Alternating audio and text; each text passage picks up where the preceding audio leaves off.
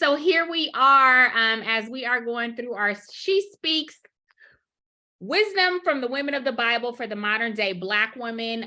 Every week we are discussing a new woman of the Bible. We have gone quite a while. I think we are in week 20 now.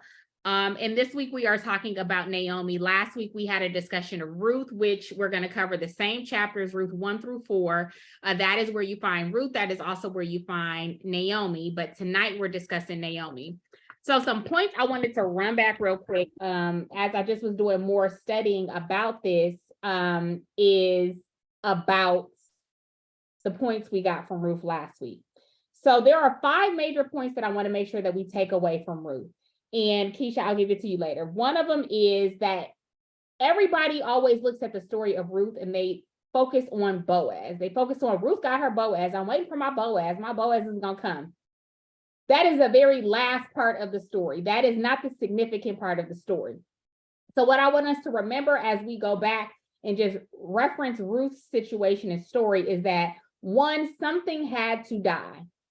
Ruth's husband died. She did not just get her Boaz. She just did not wake up one morning and God blessed her with this amazing, wealthy man. No, something had to die. So when we are looking for what is next, we have to realize that there may be a place and a position and a time where something has to die.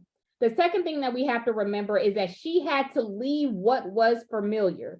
Ruth was from Moab. Everything she knew about life was in Moab. She knew nothing about Judah. She knew nothing about where she was going.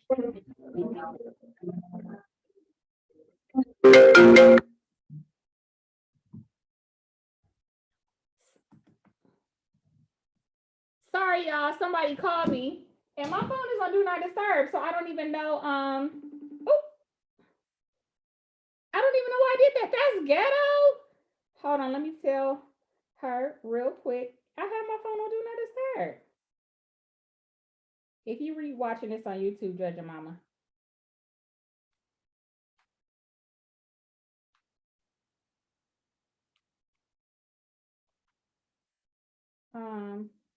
That is so crazy because my phone really is on Do Not Disturb. Oh, but you know what? I think I had it on a different time. Usually when I put my phone on Do Not Disturb, it's on regular, and even if you keep calling me, it's not gonna go through. So sorry. So the second part is she had to leave Moab. She had to leave something familiar to get to the place in the position of where she can be in position to meet her Boaz. The third part is that she was serving. She decided that she was going to serve Naomi. She decided that I am going to leave everything I know. Your God will become my God. Your people will become my people. Where you die, I will die. Where you lay, I will lay. She left. She left everything she knew to get to her Boaz. The fourth thing that I want us to remember from the story of Ruth is that she was working. She was not out there like, okay, I'm out here trying to find somebody. I'm out here trying to do something. No, she said, I'm going to work. I'm going to go out and I'm going to make sure that we are provided for. And I am going to do all the things that I am supposed to do in this role as now your daughter to make sure that we are taken care of because we don't have any men in our lives. And then the last thing that we see Ruth doing is that Ruth listened to wisdom, which means she had to have wisdom around her. So Ruth had Naomi. When Naomi told Ruth what to do, she said, I want you to go. I want you to lay at his feet. This is what I want you to wear. This is what I want you to say. She listened. So not only did she listen, but she had the people around her who were able to guide her and give her the knowledge that she needed to be able to move forward. So those are the 5 things that I want us to look at when we are, whatever your Boaz may be. It may be a job. It may be a home. It may actually be a man. Whatever it is, I want you to remember those 5 things. And they are: 1, something had to die. 2, you have to leave the familiar. 3, she was serving. 4, she was working. And 5, she listened to wisdom. So those are some of the steps that we can take when we're taking from Ruth. Now, this week we are talking about Naomi. Naomi is also a very important pillar in this story. These are the 2 women that we talk about the most in the book of Ruth. Ruth is only 4 chapters. I'm not going to tell you to read 1 or 2. I'm going to tell you to read all 4 chapters because all 4 chapters are significant. If you've heard me say it before, Ruth is my absolute favorite book in the Bible for all these reasons and for so many other reasons.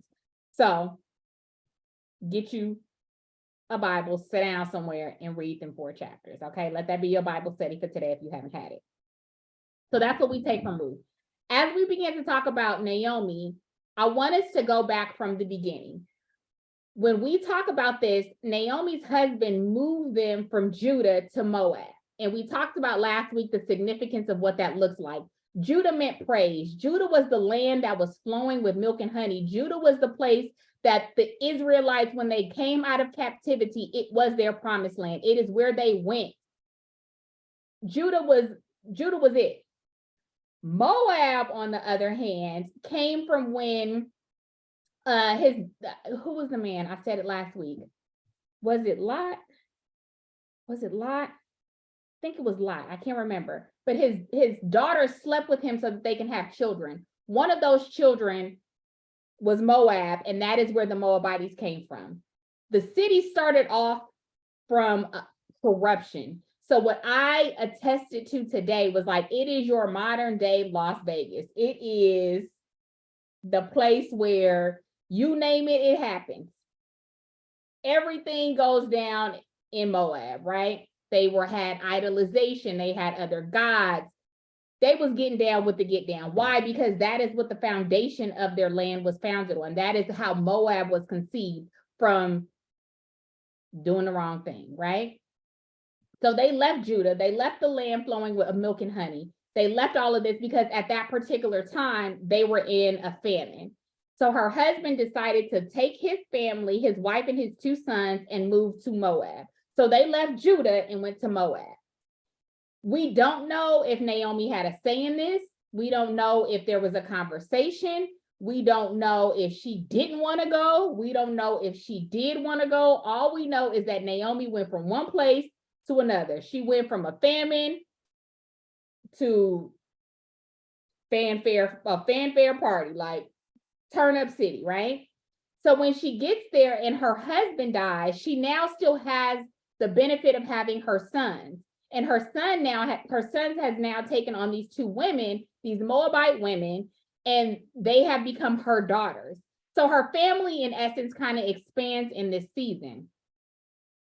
Again, Naomi at this point has said nothing. We hear nothing about Naomi. She going with the flow.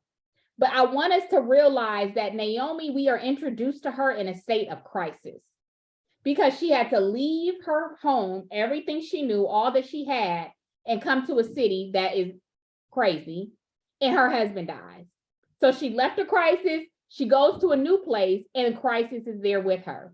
Just because she left what was familiar did not mean that she was going to be in a better situation or things were going to be better for her. So she gets to Moab and her husband dies. After her husband dies, both of her sons die. The Bible does not tell us how they died. It doesn't tell us in what order the sons died. I don't know if they died together. I don't know if one died and the other died.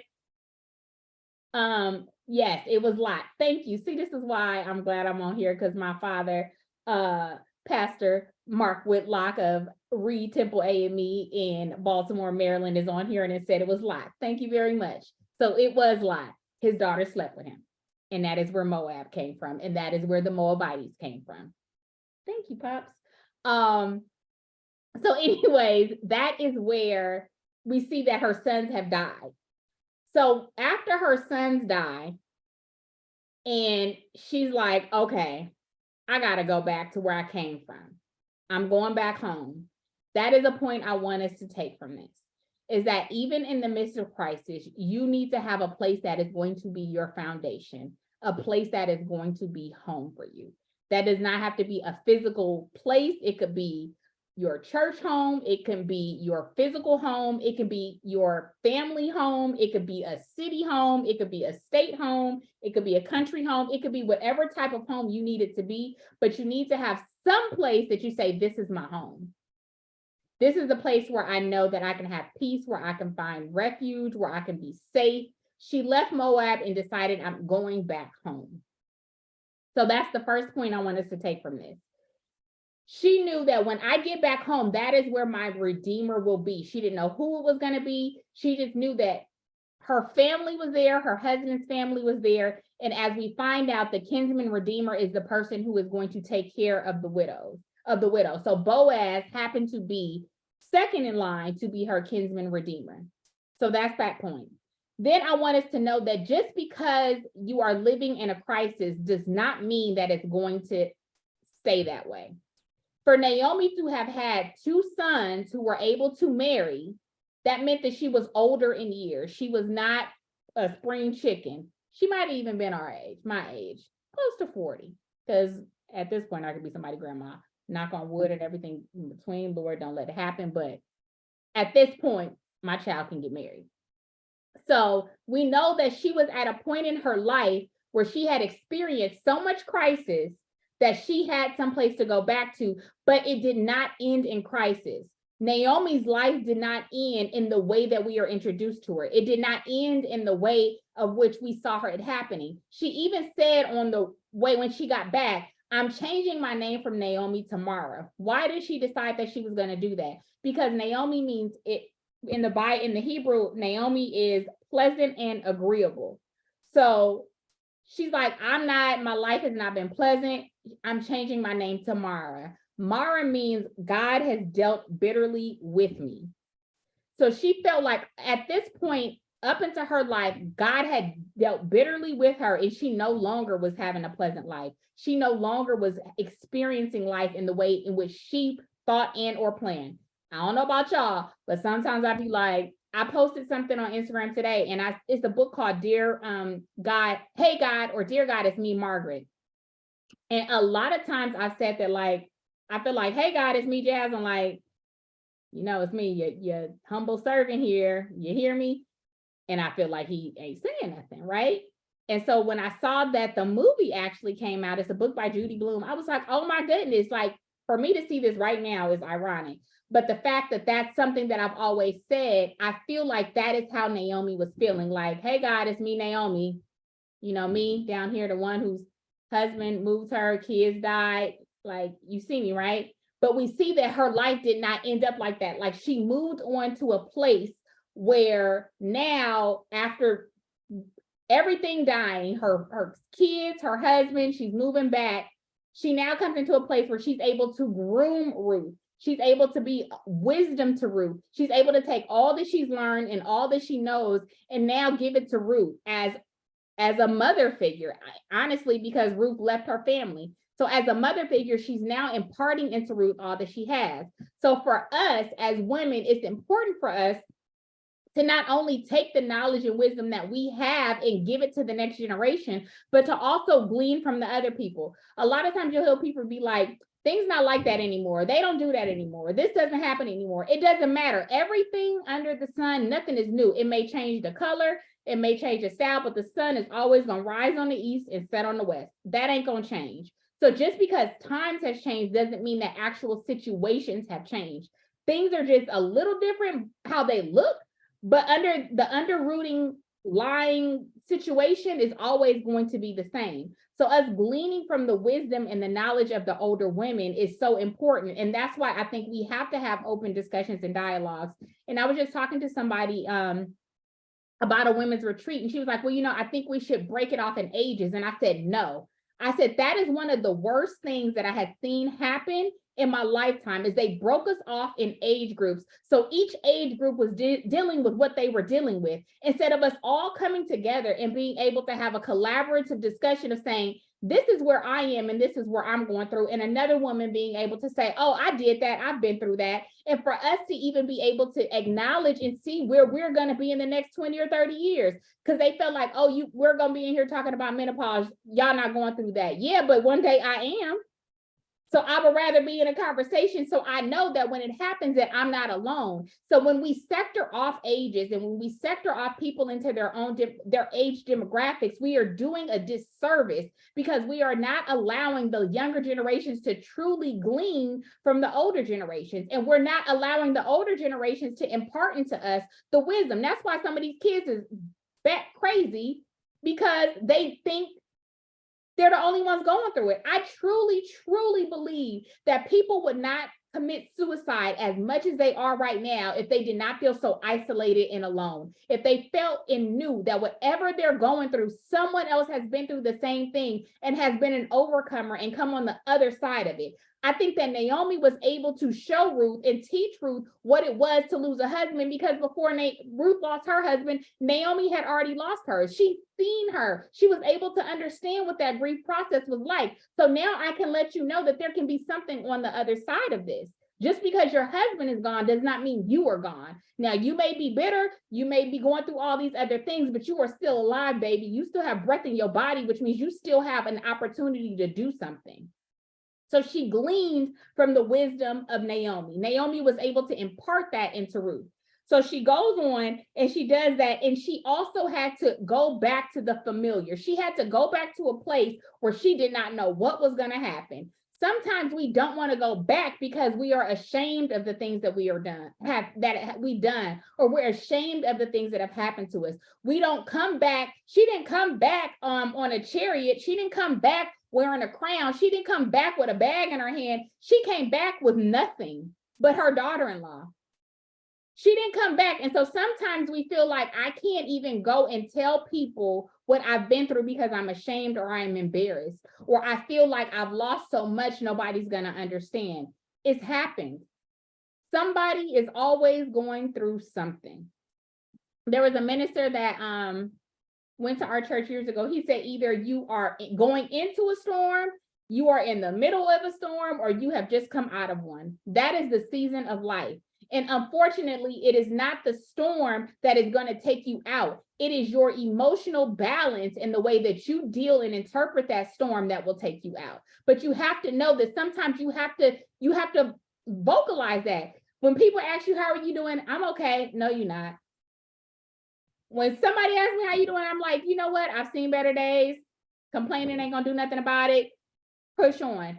But don't mask the fact that things are happening in your life. Now, I'm not saying go around complaining and every time somebody asks you, you got a laundry list of stuff that's going on. No, that is not what you were supposed to do. But your business is not your business, it's the tail. So if something serious is happening, if something is going on and you know that somebody can be a blessing from it, tell it. If you have gone through losing a child, if you have had a miscarriage, if you have had infertility issues, it is your duty to help the next woman be able to get over that. If you have had infidelity in your marriage, if you have been through a divorce, if you have lost a parent, if you have lost a husband, if you have gone through something, help somebody else so that they feel like they're not alone and that they know I can get over this because I see her. And even if it's in the midst of it, hey, baby, you know what? Today is a rough day, but I'm gonna make it.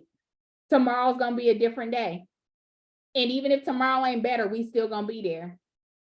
We have to begin to share and open up. And that's why I love this community so much, is because we have created that space for us to be able to do that.